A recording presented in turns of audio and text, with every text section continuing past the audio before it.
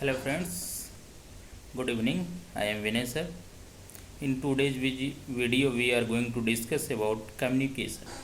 Communication is one of the most essential part of net paper first. तो हम लोग आज कम्युनिकेशन के बारे में चर्चा करने जा रहे हैं। कम्युनिकेशन की जो हिंदी होती है इसका मतलब होता है संचार या संप्रेषण। संप्रेषण क्या होता है इसके बारे में हम लोग समझेंगे। संप्रेषण की कुछ विशेषताएं होती हैं, संप्रेषण के कुछ कंपोनेंट होते हैं, घटक होते हैं, और संप्रेषण कितने प्रकार के होते हैं उसके बारे में आज हम लोग पढ़ेंगे, समझेंगे क्या होता है। जनरली जब हम बात करते हैं तो संप्रेषण क्या होता है कि कम्युनिकेशन जो होता है ये दो लोग के बीच एक इंटरेक्शन होता है, और जब दो लोग के बीच एक इंटरेक्शन होता है तो उसमें उनके थॉट्स का आदान प्रदान होता है, उनकी फीलिंग्स का आदान प्रदान होता है, उनके एक्सप्रेशंस का आदान प्रदान होता है, और आपस में एक दूसरे के विचारों की शेयरिंग एंड केयरिंग होती है।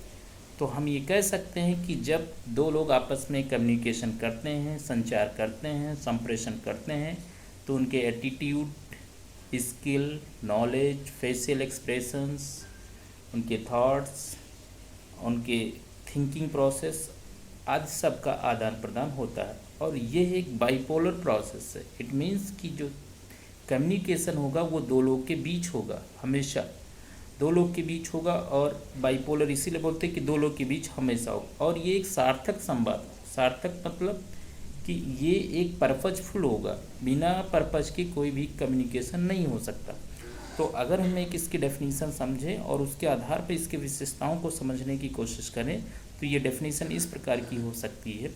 Communication is a dynamic purposeful to a process or bipolar process in which are comprised communication material, message giver and message receiver. In this information and views are given and take in written or symbolic forms. It means कि जो communication होता है उसमें क्या होता है कि दो लोग के बीच कम्युनिकेशन होगा, दो लोग के बीच संप्रेषण होगा। एक जो होगा जो मैसेज कन्वे करेगा, और दूसरा क्या होगा, मैसेज रिसीव करेगा। और जो मैसेज रिसीव करेगा वो क्या होता है, किसी की बोली गई बात को समझेगा और उसके हिसाब से आंसर करेगा, उत्तर करेगा। तो उस हिसाब से अपने आप को बताएगा कि उसके समझ में आ रहा है या नहीं आ रहा है, तो वो कम्युनिकेशन होगा।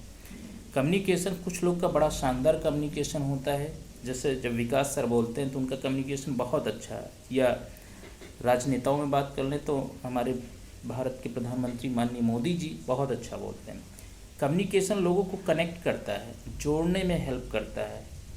तो जब विकास सर संवाद करते हैं, कम्युनिकेशन करते हैं, संचार करते हैं, तो आप देखेंगे शब्दों का चयन और तारतम्यता के साथ शब्दों को रखना, एक तार्किकता के साथ कैसे चीज़ों को व्यवस्थित करके प्रेजेंट किया जाए, ये अपने आप में एक बड़ी स्किल है। और ये कम्युनिकेशन में ये चीज़ें एग्जिस्ट करती हैं, और जिससे आपका कम्युनिकेशन इफेक्टिव हो सकता है।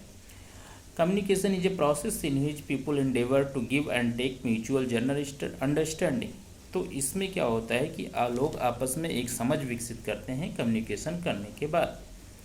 कम्युनिकेशन के बारे में और पढ़ते हैं। इसको अगर हम हिंदी में थोड़ा सा और समझना चाहें तो संचार वह माध्यम है जिसके द्वारा व्यवहार को क्रियान्वित किया जाता है और परिवर्तनों को लागू किया जाता है, सूचनाओं को उत्पादक बनाया जाता है, व्यावसायिक लक्ष्यों को प्राप्त किया जाता है आदि आदि। संचार वह साधन है जिनमें संगठित क्रिया द्वारा व्यवहारों, तथ्यों, सूचनाओं, विचारों, विकल्पों एवं निर्णयों को दो या दो से अधिक व्यक्तियों के मध्य, व्यापारिक उपक्रमों के मध्य आदान प्रदान होता है। ये संचार की परिभाषा हो सकती है। अब संचार कई प्रकार से हो सकता है, जैसे टेलीविज़न से भी हम लोग कम्युनिकेशन करते हैं, संप्रेषण करते हैं, ईमेल से करते हैं, पत्राचार से करते हैं, विज्ञापन से करते हैं, आदि चीज़ें हो सकती हैं। तो अब थोड़ा बहुत हमको लगता है पिक्चर क्लियर हो गई कि कम्युनिकेशन क्या होता है। अब हम समझते हैं कि कंपोनेंट्स ऑफ कम्युनिकेशन क्या है, कौन कौन से एसेंशियल एलिमेंट्स हैं जो कम्युनिकेशन के लिए इम्पोर्टेंट होते हैं। तो इसमें जो सबसे पहला है, दो लोगों के बीच कम्युनिकेशन होगा, एक मैसेज सेंड करेगा और दूसरा रिसीव करेगा। जैसे मैं बोल रहा हूँ तो मैं सेंडर हूँ, मैसेज को सेंड करता हूँ, और जो मेरी बात कोई सुनेगा वो क्या होगा, रिसीवर होगा, और मैं जो चीज़ बोल रहा हूँ ये मैसेज होगा।